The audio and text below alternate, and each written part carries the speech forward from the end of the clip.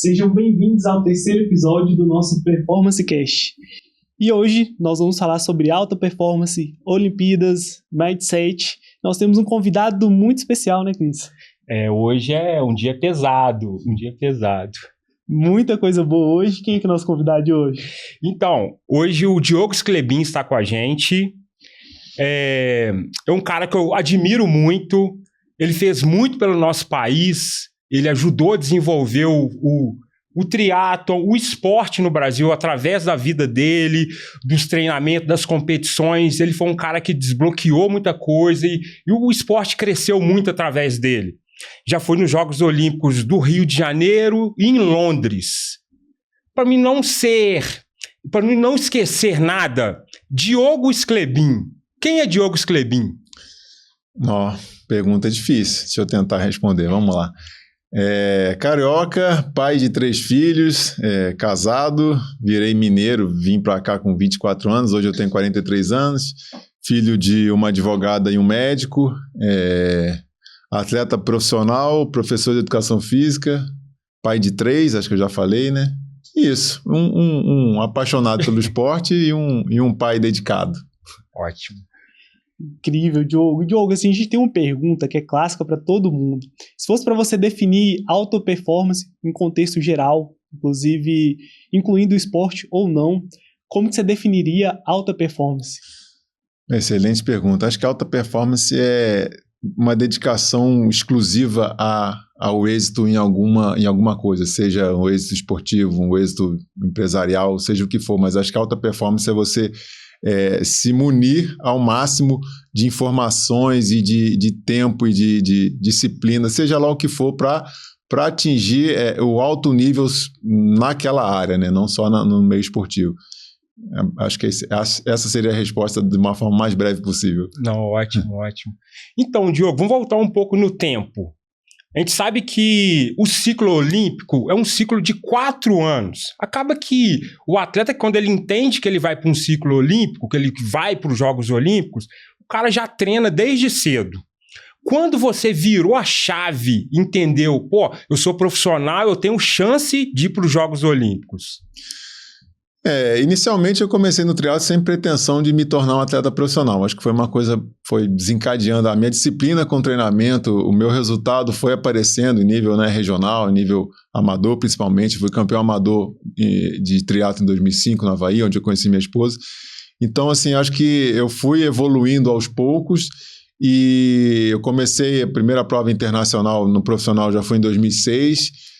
Em 2008 ainda tinha um pensamento de ir para a Olimpíada, né, que foi em Pequim em 2008, já estava no ciclo olímpico, mas em 2012 que realmente, assim, faltando 2 anos quando eu comecei na corrida olímpica, que quando começa a se pontuar no ranking olímpico do triatlo, é exatamente 2 anos antes da Olimpíada, aí ali eu ingressei de cabeça e falei, não, eu vou para a Olimpíada, eu vou fazer a minha parte, eu vou fazer da melhor forma possível.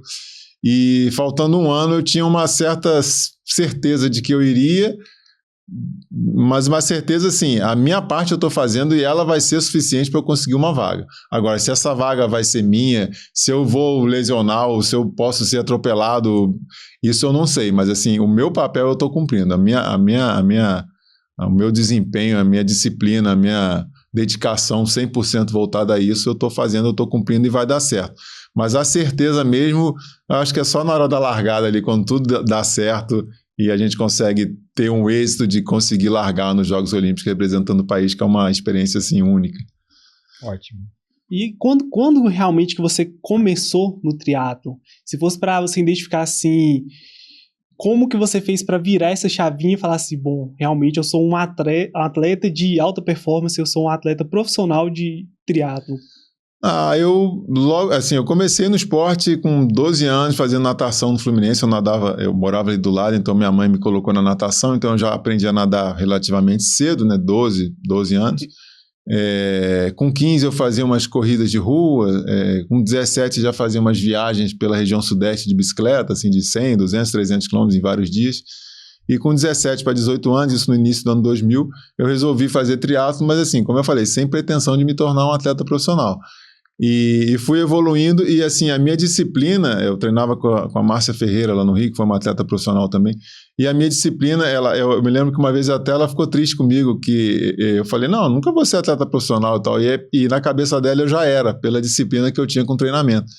E logo depois a chave foi virando, eu falei, não, eu já tenho uma disciplina, um comportamento, um rigor em executar o que foi planejado no treinamento que já condiz com um atleta profissional, talvez não com a remuneração, mas em 2000, no final do ano, em 2001, final de 2001, já com quase 2 anos de triatlo, eu em 9 competições seguidas eu ganhei 8, e uma eu fiquei em segundo, então eu falei, poxa, acho que eu levo jeito para isso, pô, com menos de 2 anos de prática eu já estou pegando pódio em tudo e tal. Aí no início de 2002 eu já comecei a competir no profissional nas provas no Brasil. Sim. Aí já foi assim, a chave virou, mas parece que ela voltou. Assim, eu liguei o carro, mas ele desligou. Uhum. Porque as 9 provas que eu venci 8, me deu uma imagem de que eu era bom, e quando eu larguei no profissional, eu saía da água. Quando eu conseguia pegar alguém na bicicleta, era alguma mulher que largou. Então, assim, eu vi que o buraco era mais embaixo, que largar no Pro são outros 500. Então, passei o ano de 2002 todo, assim, remando para tentar... e a natação era a minha pior modalidade. Hoje eu digo que as 3 são bem equilibradas. Então, assim, eu largava no Pro, mas não assistia, não vivenciava tanto a prova de profissional, porque eu fazia a prova sozinha, pegando só quem estava quebrado no meio do caminho. Uhum. Mas rapidamente, assim, eu fui evoluindo, fui melhorando, e o triatlo é um esporte interessante que no Brasil e fora do Brasil a gente consegue largar e estar juntos com os melhores, né, com os profissionais, coisa que não acontece com nenhum outro esporte, com vôlei, com judô, você não está junto dos melhores do Brasil, né? E o triatlo, o atletismo, a corrida permite muito isso, e é legal, porque eu consegui, já com 2 anos de prática, me equiparar, me comparar aos melhores do Brasil, e já pensar assim, pô, vou largar, vou ver o que dá, vou melhorando. Em 2005 fui campeão mundial amador, então a partir dali somente provas na categoria profissional. Então, 2006 em diante, eu tenho hoje 127 competições internacionais. Até pouco tempo atrás era o brasileiro com o maior número de provas. Hoje o Manuel Messias passou, e acho que tem outro atleta também que já passou de 130 provas. Então, é isso, assim, uma carreira que inicialmente não tinha pretensões olímpicas, mas que hoje é uma carreira de quase 30 anos. Né? Ótimo, ótimo. Aqui, em relação à questão mental, você falou muito da questão física, você fez bons treinamentos para conseguir virar um atleta profissional. E a questão mental para os Jogos Olímpicos, assim, você teve algum apoio de algum profissional que trabalhou com você essa questão? Tive apoio de alguns profissionais da área de psicologia durante esse caminho, mas assim, por ser um esporte individual, assim, eu sempre tive muita consciência do que eu precisava fazer, dos meus medos, das minhas frustrações, dos meus anseios, e eu sempre consegui trabalhar muito bem isso, assim. Eu acho que o medo meu, a insegurança, o apoio que eu precisava emocional vinha muito da relação que eu precisava ter com os outros para chegar lá, porque a gente treina muitas vezes sozinho, o nosso resultado na competição é unicamente seu, mas tem toda uma equipe por trás que eu preciso dela, dependo do patrocinador, eu tenho que me relacionar bem com ele, com a confederação. Então esse foi um caminho mais desafiador. Respondendo a pergunta assim, da parte mais difícil emocional, não é a parte física que eu preciso ficar 8 horas pedalando na chuva. A parte mais difícil é ter que trocar e-mails e relações com o patrocinador, com a confederação, para que eles juntos estejam no mesmo barco que eu, no mesmo objetivo, e que acreditem em mim, né? Ótimo. Tem um ponto também dessa parte mental mesmo, de mentalidade, porque a gente percebi aqui que você começou muito jovem, né? Então você já praticava exercícios de endurance mesmo, desde jovem, e claro, você foi perceber que levava jeito para o triatlo depois de um tempo, mas você já tinha uma certa disciplina. E o que eu quero entender até sobre você, qual que é a sua opinião sobre isso, ou até mesmo de você mesmo. Você acredita que a disciplina, você criou ela a partir de um determinado período? Ou você teve alguém que era uma referência para você como disciplina e você se espelhou nessa pessoa? Como que surgiu você, né, o Diogo Sclebin, ser um atleta disciplinado? E eu vejo isso como dificuldade, tanto hoje para atletas amadores ou atletas que estão na base, né, a gente trabalhou na base, que é a disciplina, a maior dificuldade hoje e que vem relacionado com a parte mental. Sim, e hoje em dia as pessoas são muito imediatistas, né? Elas querem começar a treinar e terem resultado. E é muito interessante a gente pensar assim, foca no progresso, foca em melhorar, não foca no resultado lá na frente, ele vai chegar, mas é uma questão de tempo.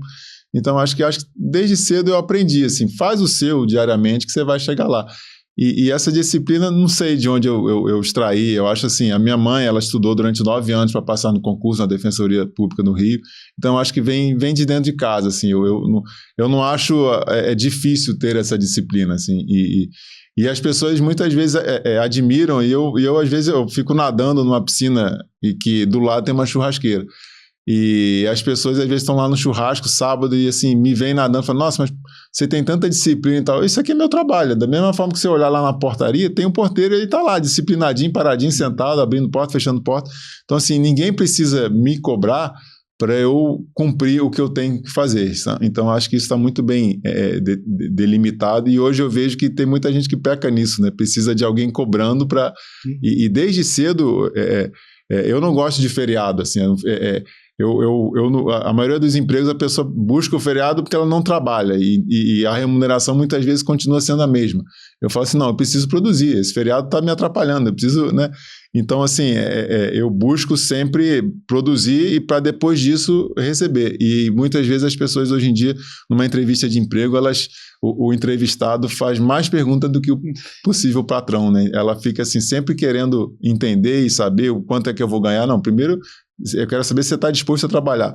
Então isso é hoje em dia algo a ser trabalhado, acho que em grande parte da população, de vamos trabalhar primeiro para depois a gente querer receber. Então eu tive sempre muito em vista, muito em mente, assim, eu tenho que treinar para eu ter resultado e eu colher fruto disso.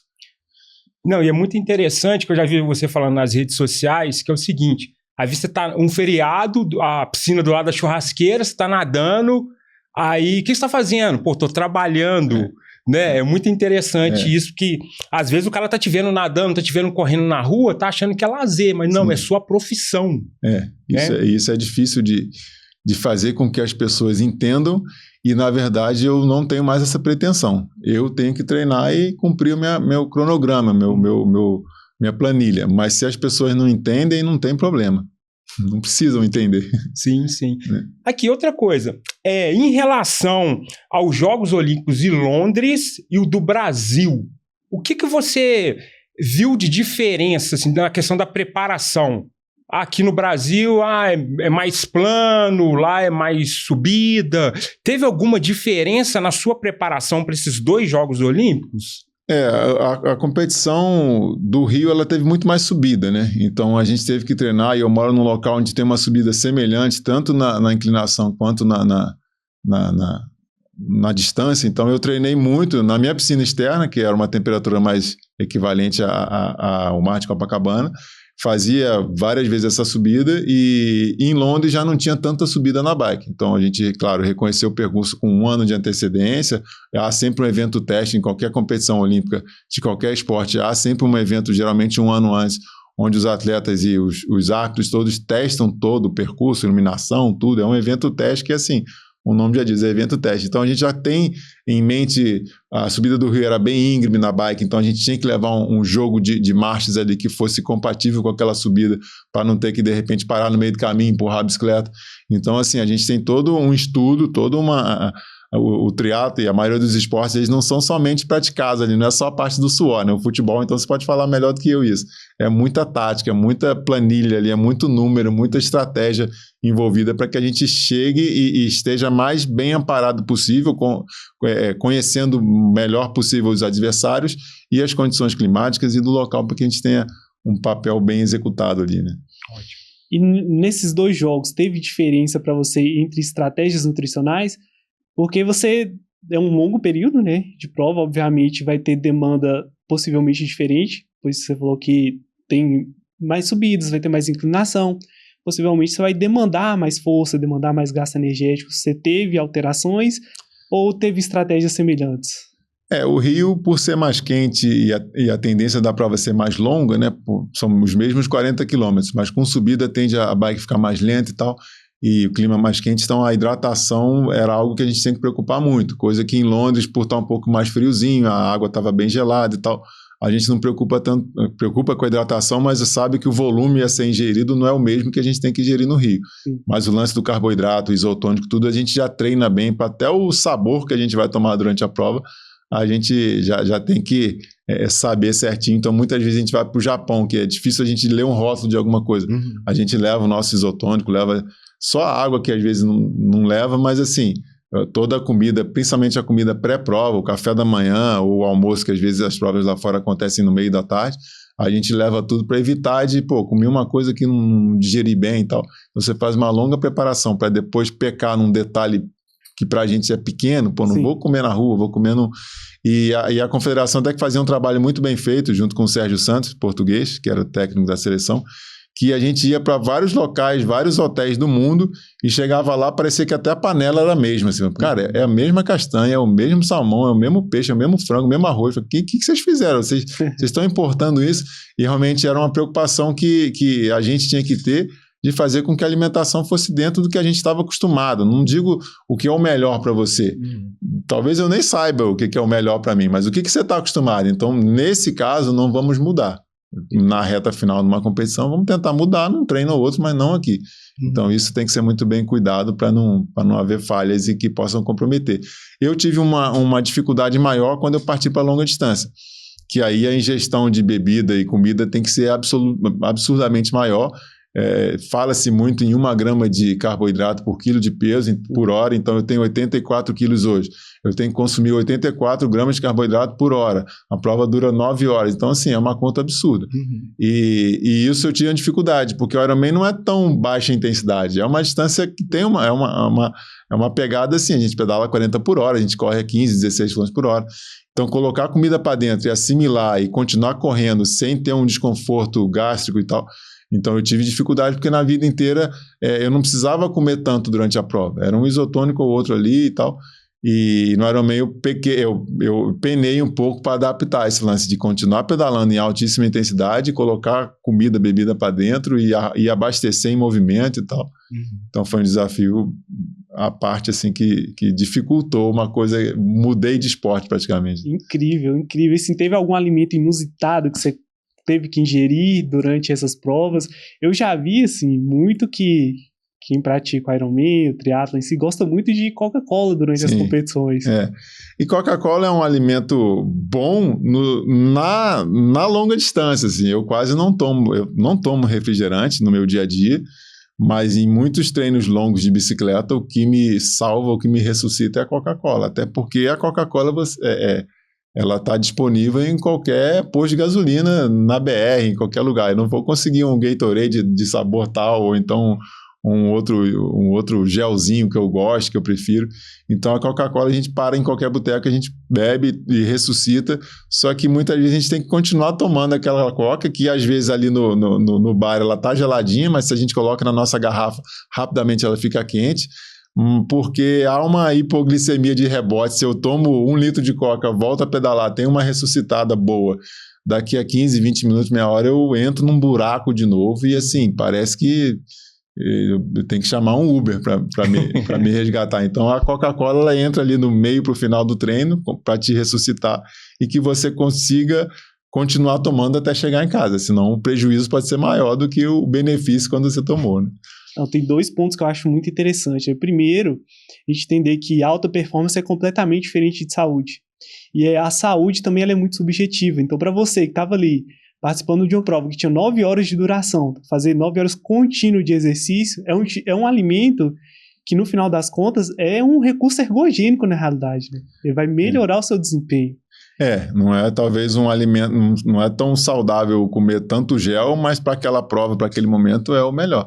E quem faz Ironman, provas longas e um pouco mais lento, começa a comer chocolate, pizza, sopa. O próprio Ironman, ali a partir da noite, durante a maratona, eles entregam sopa e tal. Então, assim, até a mesma competição vista por atletas de diferentes níveis, as estratégias também mudam. Assim, porque eu tomar uma sopa com cenoura já não vai me ajudar, vai me atrapalhar. Mas para um cara que está caminhando na maratona e está em exposição ao frio e tal há 13, 15 horas, vai ser o alimento talvez o mais adequado, né? Sim. Importante, porque assim, você captou 2 pontos, né? tempo de duração da prova e intensidade. Sim. E isso até mesmo pro atleta amador, porque hoje a gente tá no hype das corridas, né? Então, às vezes a galera tá correndo aí 10 km e já quer usar gel de carboidrato numa intensidade de...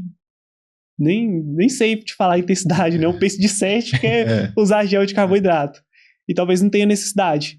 Sim. Então, assim, tem outras estratégias que podem ser mais eficientes. E não só isso, mas o tênis com placa de carbono, né? As pessoas estão correndo leve e, na verdade, o tênis ele ajuda quando você corre rápido. Sim. E você vai correr com tênis com placa, correndo lento e num ambiente cheio de curva, como é ali o bairro Belvedere onde a gente corre, não é o melhor tênis para isso. Sim. Mas foi falado que aquele tênis é rápido, então a pessoa coloca no pé. Aqui, interessante que ele levou para o parâmetro da alimentação. Você trabalhou com equipe multidisciplinar ou não? Era só o treinador, o nutricionista? Eu tive que me virar muito no meio de campo entre esses profissionais. Assim. Muitas vezes eles não se falavam, eu é que falava. Eu tive uma época com um treinador de natação e ao mesmo tempo o treinador Lauter Nogueira, que era o meu treinador de triatlo.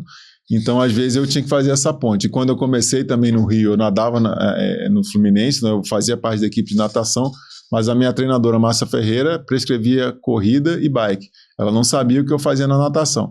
Então, isso foi algo interessante também para que eu começasse a entender e fazer esse meio de campo de passar informação para cada um. Porque, às vezes, eu tinha nadado 5.000 metros e chegava na pista, você tem que correr forte. Aí eu tinha que fazer esse meio de campo para que saísse tudo bem. E em relação a, um exemplo, a fisioterapia. De manhã você fez um treino de corrida, um treino muito intenso, e aonde entrava? Você tinha um fisioterapeuta que trabalhava contigo? Hoje eu tenho, é o Nilcio Flávio, mas assim, ele entrou na minha carreira profissional agora, tem 3 anos, 4 anos. Então, durante toda a corrida olímpica eu não tinha, e isso era uma coisa, assim... Eu precisava, se eu tiver que falar de algum arrependimento na minha carreira, eu acho que seria a falta de um fortalecimento e de uma assessoria, né, uma consultoria de um fisioterapeuta para que eu tivesse uma carreira ainda mais duradoura. Ela até tem sido duradoura, acho que eu sou o único com 43 anos que às vezes ainda fala em largar no profissional e tal. Mas eu acho que por eu ter tido poucas lesões, hoje eu dou muita atenção ao fortalecimento. Hoje, das 3 modalidades, a minha melhor é a 4ª, é a musculação. Eu tenho malhado com uma regularidade boa e acho que isso que tem feito eu sobreviver, assim, conseguir dar conta de treinar com uma certa intensidade, principalmente quando eu estou aproximando das competições. Mas hoje eu treino cerca de 12 horas por semana, não mais as 30 horas que eu cheguei a treinar para fazer um Ironman, né? Ótimo. Eu acho incrível que, assim, que você pontuou sobre o treinar musculação. E, inclusive, é um ponto de muito debate hoje na rede social, que o pessoal fala sobre funcionalidade, né? Que às vezes você faz musculação e não tem funcionalidade, que foca só na musculação. E ok, pode até mesmo não ter, a depender do estímulo que ele está gerando no treino da musculação. Mas você pontuou, a princípio, e é uma visão que eu tenho também, não sei se você concorda comigo, mas a musculação é a mãe de todos os esportes. Sim. Porque você não consegue desempenhar bem na corrida, na natação, na bike, sem ter uma capacidade de força que vai te gerar uma economia de desempenho, economia de energia durante essas provas. Então você tem que fazer musculação, independente do que você está buscando.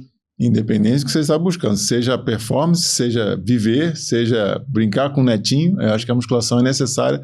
E muitos atletas não gostam da musculação porque ela te deixa cansado para fazer o seu treino específico da modalidade específica. Mas a pessoa não consegue, muitas vezes ela demora para entender o ganho lá na frente que ela vai ter em fazer uma musculação, de preferência voltada para a deficiência dela, para a limitação, para a necessidade dela, seja para o esporte ou para a vida. Então, assim, eu bato muito na tecla com os meus alunos de fazerem musculação. Se for preciso, eu vou, monto a ficha, seja por videoconferência, mas eu sempre falo, tem que fazer musculação. E muitas vezes a pessoa só percebe isso depois de um tempo, depois de velho, porque no início, às vezes não precisa, porque também um atleta de resistência, ele quer ter força, mas ele acha também que se fizer musculação vai ficar volumoso, vai ter uma hipertrofia e que aquela hipertrofia vai deixar ele volumoso e pesado, o que é ruim para a corrida. Então a gente também tem que tirar esse mito. Eu não tenho um volume muscular expressivo, mas eu vejo que na academia eu pego pesos assim, até interessantes, que pessoas que muito maiores do que eu falam, nossa, esse cara pega o mesmo peso que eu, então eu tô bem, porque assim, eu consegui desenvolver força sem estar com volume, sem estar com uma carcaça pesada para carregar, né? Uma força funcional. Isso, né? Exatamente. Que vai me... Aqui, você falou a questão de você passar um treino de fortalecimento para os seus alunos. Quando que você entendeu que você poderia estar migrando para ser um treinador? Eu fiz educação física na Estácio de Sá, Rio de Janeiro, terminei em 2004, mas inicialmente o triatlo eu fazia para mim, assim, eu fazia para eu vencer, para eu melhorar, e no início, como eu falei, eu não tinha nem o objetivo de ser atleta profissional. Mas depois, com o tempo, hoje eu tenho 3 filhos e eu vejo assim, o sentido, né, das coisas. Por que eu faço isso? Para quem que eu faço isso? Onde é que eu quero chegar? Durante um tempo também foi a remuneração principal minha, então eu tinha que fazer o que me dava ainda mais disciplina, você tem que fazer direito, porque isso, cada colocação que você ganha ali é mais 1.000, é mais 2.000 reais, então faça da melhor forma possível. E depois, com o tempo, eu fui vendo assim, que eu tenho que passar adiante o que eu aprendi. Não adianta eu ganhar uma Copa do Mundo lá no Japão se quem está aqui do meu lado não viu, não entendeu, não tem a noção, o significado disso, e não vai impactar diretamente na vida deles. Vai impactar no meu resultado, na minha felicidade, na minha realização, mas aí eu comecei a entender, né, tendo os 3 filhos e tal, eu falei, não, eles têm que entender o significado disso e que eles sejam também atletas, não sei se profissionais, mas que sejam praticantes e tal. E não só a eles, e também para os meus alunos, para os meus atletas, que eu quero passar todo esse conhecimento. E hoje a gente vê muita coisa na internet, muita coisa que nem é tão útil, passada por pessoas que não são tão gabaritadas para falarem sobre aquele assunto. Então eu falei assim, não, eu tenho que passar isso adiante, seja com os alunos, seja em palestras, seja em podcast. E hoje eu cada vez mais me sinto realizado em conseguir atingir o êxito juntamente com os meus alunos, seja qual for o objetivo. Emagrecimento, performance, aprender a fazer uma transição, fazer uma prova mais rápida. Enfim, cada um na sua vibe, cada um no seu objetivo. Mas hoje o meu principal objetivo, o meu principal foco, o meu principal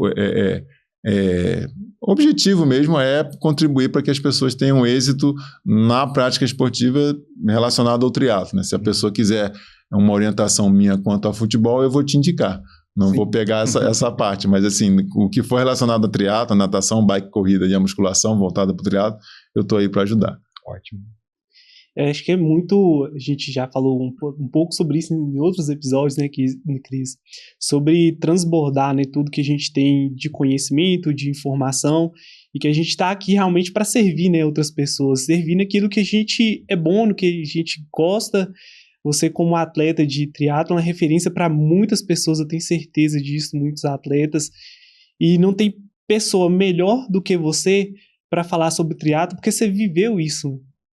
Então, quando você vive na pele, você sabe os desafios e você consegue, pelo menos, direcionar aquela pessoa a superar aqueles desafios. No triatlon em si, qual foi o maior desafio que você já teve, se fosse para você escolher apenas um, né? Qual seria esse desafio e como você fez para superar esse desafio? Pergunta difícil, assim. As provas longas, talvez. Eu fiz o Ironman Brasil, que foi algo bem desafiador, porque eu comecei a carreira fazendo expedições, pedalando, né, entre cidades, no estado do Rio e Minas, mas nunca foi uma coisa que houvesse uma intensidade. Eu tenho que chegar em tal cidade rápido, eu quero curtir o caminho, E depois eu migrei para a prova curta, que eu sempre gostei, tiros curtos e tal. E no Ironman, numa prova curta, quando você quebra, você se arrasta até o final. Todas as provas, exceto 3, que eu fui obrigado a parar, todas as provas eu fui até o final.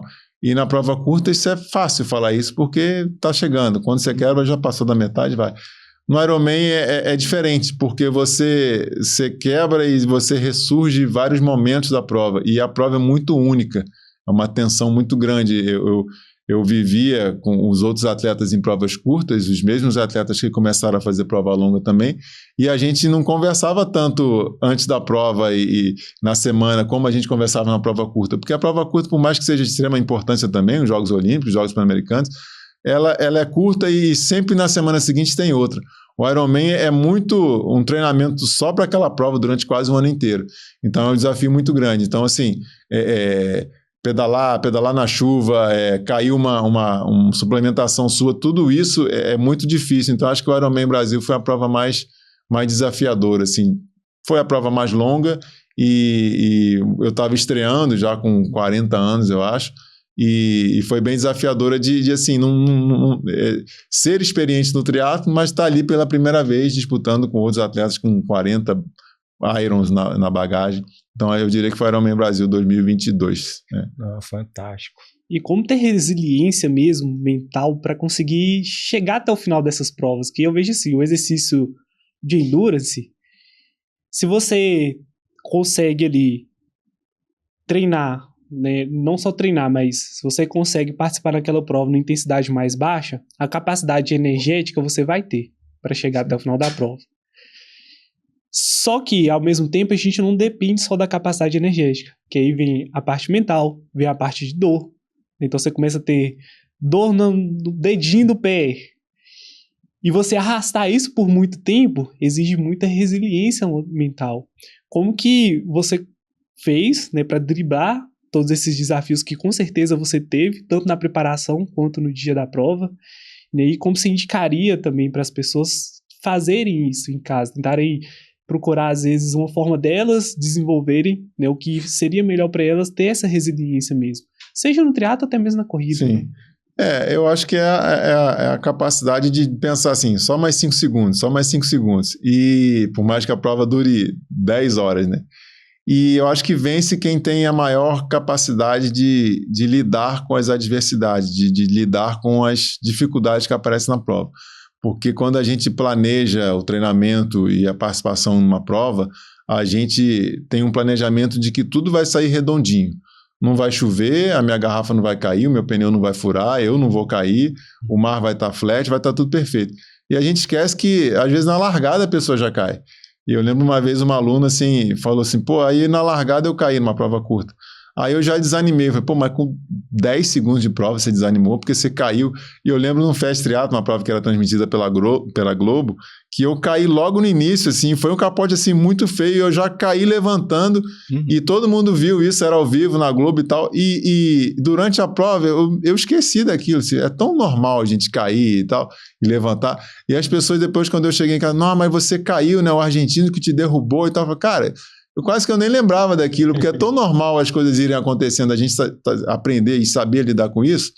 E assim, a bicicleta, quando a gente viaja, é um trambolho, é uma coisa muito grande, a gente tem que despachar no avião. É muito comum, eu que tenho mais de 100 provas internacionais, que a bike seja extraviada ao longo desses 3, 4 voos para a gente chegar na Nova Zelândia. Então as pessoas, eu vejo alguns amadores, primeira viagem, assim, que competem fora pela primeira, segunda vez e a bike não chega, o cara fica desesperado, assim, fala, cara, relaxa. Por isso a gente tem a estratégia de sair um pouco antes. Se é um aeroporto muito pequeno, uma aeronave pequena, sair com uma antecedência ainda maior, porque se extraviar não vai ser no voo seguinte que vai vir, porque só tem um voo por dia. Enfim, a gente vai se blindando e se protegendo dessas adversidades, dessas dificuldades, mas elas sempre vão acontecer. Às vezes chega a bicicleta, mas chegou quebrada. Então, pô, já pesquisa antes de ir, se tem algum lugar que você consiga alugar uma bicicleta ou até mesmo comprar. E tem gente que assim, eu não consegui fazer a prova porque a minha bicicleta não chegou. Eu falei, cara, não é motivo. Se vira, pega outra. A minha primeira Copa do Mundo foi na Hungria, a minha bicicleta não chegou. Eu competi com uma bicicleta emprestada e eu pedalei de tênis. E, pô, corri super bem, corri para baixo de 32 minutos os 10K. Foi a primeira Copa do Mundo, eu pontuei em 48º e tal. E assim, e teve até o lado bom, porque eram 2 transições e a segunda transição era só deixar a bicicleta e calçar o tênis e sair correndo. Eu fiz a melhor transição, porque eu só joguei a bicicleta, eu nem abaixei, eu já estava de tênis. Então, assim, hoje a regra nem permite pedalar de tênis, tem que pedalar de sapatilha e tal. Então, assim, é saber lidar com as adversidades. Acho que vence quem melhor... lida com as adversidades. E as pessoas hoje estão muito assim, pô, mas eu treinei sempre na piscina, eu treinei sempre com pneu cheio, eu treinei sempre num piso seco. E saber lidar com isso é fundamental para a vida, porque ao longo do caminho a gente vai chegar atrasado, o pneu vai furar, as coisas vão acontecendo e a gente tem que saber contornar, né? Isso para a vida é essencial. Assim. É ótimo. Então, o objetivo do nosso podcast é estar falando sobre... a alta performance, seja na área espiritual, seja na família, no esporte, a gente está falando bastante do esporte, né? O que eu observo muito em você? Você está sempre com a sua família, sabe? Seus filhos estão iniciando, fazendo provas, a sua esposa também faz prova. Qual que é a sua relação com a família a contribuição que a sua família tem na sua vida como atleta. A contribuição é demais, porque hoje o sentido da minha vida e o sentido de eu fazer triatlo e querer ensinar os outros é justamente passar esse aprendizado e fazer com que a pessoa tenha uma vida melhor através, principalmente, do esporte. E os filhos, eu vejo muito isso, assim, a necessidade que eles têm e eu tenho de estarmos juntos para que eu consiga contribuir na criação deles e uma criação muito voltada para o esporte, assim, para a educação através do esporte. E hoje, assim, eu tenho participado de um torneio de beach tênis em que eu faço dupla com meu filho mais velho de 13 anos, o Luca, e a gente já participou de 7 partidas. E as 7 a gente perdeu e perdemos feio. E eu tô triste, eu tô assim meio que com ele tentando, né, convencê-lo aí pro 8º jogo, que o mínimo são esses 8 jogos, e ele tá super de boa, assim, sabendo lidar com as 7 derrotas seguidas. É claro, não quero perder a 8ª, vamos treinar. A gente tem que treinar junto, não é um esporte individual, a gente precisa treinar junto. Mas assim, a necessidade de saber perder, coisa que o esporte proporciona, e melhor ainda, o perder ele é muito mais educativo do que o ganhar, porque o ganhar, assim, muitas vezes os pais, hoje em dia, a gente já quer dar o melhor para o nosso filho, seja o brinquedo que ele pediu, seja o melhor colégio, seja o melhor... Tudo a gente quer oferecer o máximo que a gente pode. Eu às vezes, estou correndo com um tênis velho, mas eu compro um tênis novo porque o meu filho está precisando. Então, assim, a gente, hoje em dia, a gente tenta proporcionar o melhor para os filhos. E só que o perder é o melhor para os filhos, muitas vezes, para eles aprenderem a conquistarem através do próprio esforço e que para vencer você tem que treinar, você tem que estudar, você tem que se dedicar àquilo. Então eu estou feliz com as 7 derrotas no beach tênis por estar vendo que ele está assim, ciente de que a derrota é algo que para ele hoje, para nós, eu e ele, né, para a dupla, é algo merecedor, porque a gente não tem treinado tanto quanto os outros, mas também ele está estudando, ele está, né, fazendo outras atividades, e eu acho que é o lance do equilíbrio na vida, porque o esporte profissional ele acaba sendo desequilibrado, a gente tem que se dedicar muito, é o que a gente está falando da alta performance. A alta performance é uma palavra bonita, mas ela envolve um certo desequilíbrio. A gente vê muitas pessoas que performam muito bem em determinadas áreas e em outras elas pecam muito, pecam na família, pecam, né, na alimentação, pecam no sono. Então, assim, eu com a família, voltando à pergunta, com a família eu vejo que eu tento ao máximo não pecar de conseguir equilibrar tudo isso. O meu filho do meio, quando ele nasceu, eu estava na Alemanha, assistindo, inclusive, a final da Copa do Mundo de futebol, que foi aqui no Brasil, que a Alemanha ganhou da Argentina. Eu estava lá na Alemanha, tinha acabado de competir, e ele nasceu no mesmo dia da final da Copa, que foi aqui no Brasil, aquela do 7-1 no Brasil, e eu voltei 15, 20 horas depois do nascimento eu já estava presente, e em vários outros aniversários deles, dos 7 aniversários, eu tive presente só em um, porque eu sempre estava nessa prova na Alemanha. Então, assim, por um lado eu me mostrei muito ausente na vida dele, mas enquanto eu estava treinando, eu estava muito no dia a dia dele e ele no meu, porque eu treinava 30 horas por semana, mas todo o restante da semana eu estava em casa, acompanhando a criação, ajudando no que fosse preciso e tal. Então, assim, hoje eu consigo equilibrar um pouco melhor isso, de conseguir levá-los na competição. E é até um ponto fraco meu. Quando eu viajo sem eles, eu sinto muita falta. E eu fico assim, poxa, agora eu quero fazer, de repente, menos provas, porque muitas provas eu que bancava, então não dava para levar a família inteira, e nem tinha também a família inteira na época. Mas hoje eu prefiro, de repente, fazer uma quantidade menor de provas fora da minha cidade, mas que eu consiga levá-los até para mostrá-los ainda, não sei quantas vezes os filhos vão conseguir me ver competindo, para que eles tenham realmente um entendimento do significado disso. Acho legal porque, assim, você pontuou a questão do desequilíbrio. E, de fato, para você ter sucesso em uma determinada área, alguma outra você vai ter que renunciar. E você vai ter que, então, ter um desequilíbrio. E em alguns momentos, né, vai depender da fase da sua vida, você vai desequilibrar em algum ponto. Hoje, para você estar com sua família, você desequilibra um pouco na área da performance, de estar treinando menos. E isso envolve em todas as outras áreas da vida, né?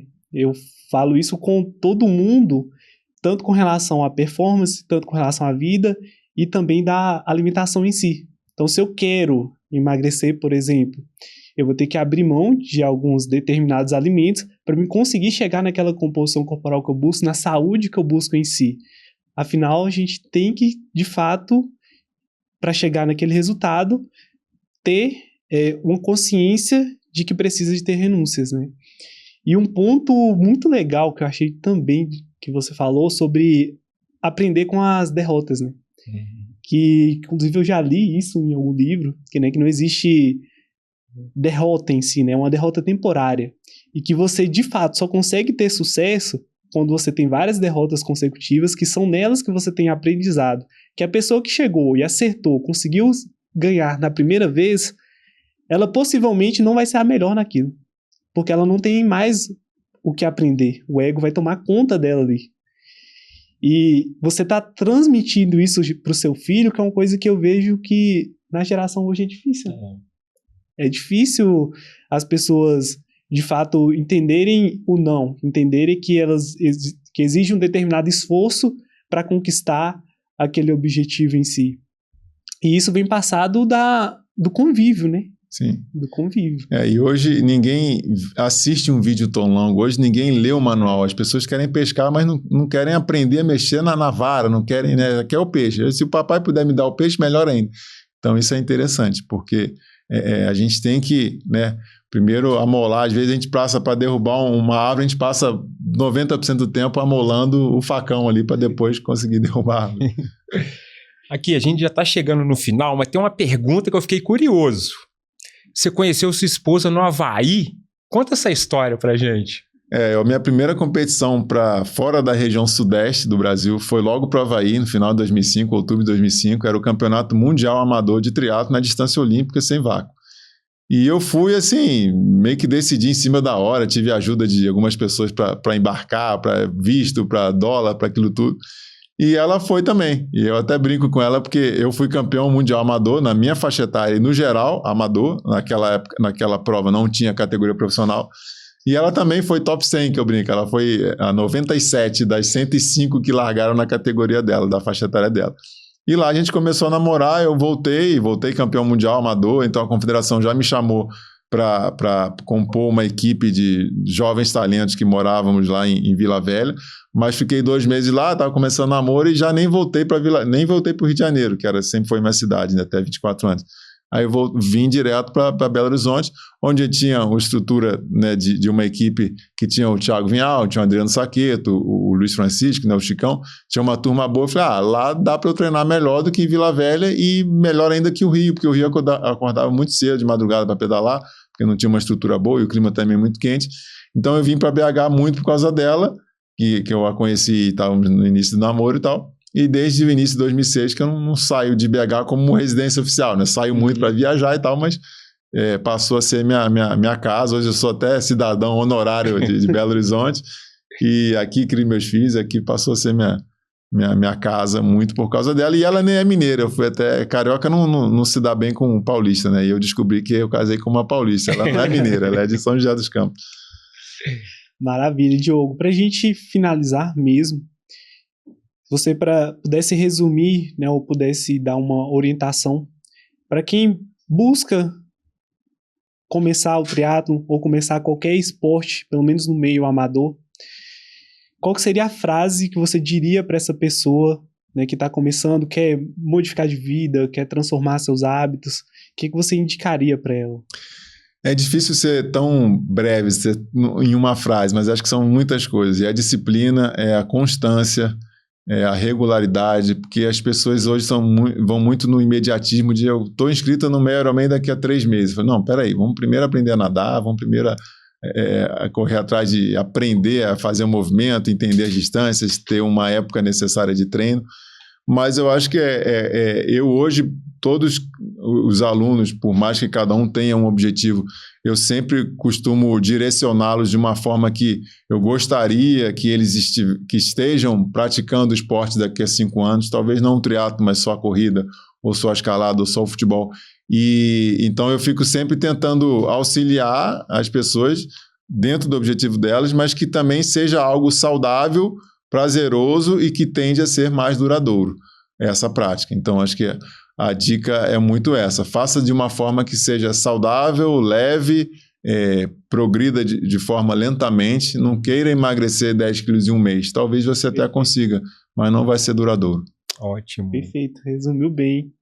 Assim, eu acho que o sucesso, né, na realidade, ele vem do que, não que você consegue fazer, você consegue, se eu falar assim, qualquer pessoa, você corre pra mim a 15 km por hora, você consegue, mas você consegue correr isso por quanto tempo? E com que custo? Com que custo? É isso que eu acho que Tem gente que fala, eu quero fazer a maratona para abaixo de 3 horas. Fala, cara, você consegue fazer abaixo de 2 horas, mas você está disposto a abrir mão da família, abrir mão da sua vida, do seu trabalho, a pessoa fica assim, tudo é possível, mas a gente tem que equilibrar, vale a pena? Eu mesmo tenho interesse de correr uma maratona abaixo de 2 horas e 30, que é um tempo super bom. É necessário? Eu quero mesmo isso? Eu sei o custo que é fazer isso. Aí tem hora que eu fico, não sei se eu quero tanto mais isso, Sim. porque o custo vai me desequilibrar em outras áreas da vida Perfeito. Que eu busco um equilíbrio hoje. E de qualquer forma é isso, né? A excelência você consegue, na verdade você obtém do que você consegue fazer repetidamente, né? Não é do que você consegue fazer, é do que você consegue repetir em si. Sim, eu acho que essa talvez se fosse para dar a dica seria essa, a constância, a regularidade. Não queira algo tão para ontem. Faça prazerosamente, constantemente, que lá na frente você vai colher o fruto e não vai assim. Tem gente que acha que eu me empenho muito para emagrecer. Até não, eu até como chocolate, eu como besteira e tal. Mas assim, eu treino tanto que, consequentemente, eu não bebo nada de alcoólico, então, consequência disso é eu estar magro. Mas não é assim. Eu me esforço para estar magro. Eu me esforço para ter performance e, consequentemente, isso traz um monte de coisa boa. Perfeito. Ótimo. Então, papo bom, mas chegamos ao final. Gostaria de te agradecer pela sua presença com a gente, enriquecendo o nosso Performance Cast. Que Deus possa estar te abençoando na sua nova trajetória, né? Possa estar usando a sua mente, o seu coração, para você continuar sendo referência para essa geração. Valeu, eu que agradeço e bora praticar esporte, galera. E Diogo, pessoal, para finalizar, como que o pessoal consegue entrar em contato com você? Onde que eles treinam? Você dá assessoria só online, tem presencial também? Só dá esse recado para a galera para saber como encontrar o Diogo. É o meu Instagram. Acho que o Instagram é uma forma mais rápida de me achar e eu respondo rápido. E se a conversa for adiante, eu já passo o WhatsApp e tal. Então é o Diogo Sclebin, @Diogo Sclebin. Ótimo, vamos deixar o Instagram dele no final do vídeo. Perfeito, gente. Galera, então esse foi o nosso terceiro episódio, espero que tenha agregado muito a vocês e te vejo no próximo episódio. Valeu!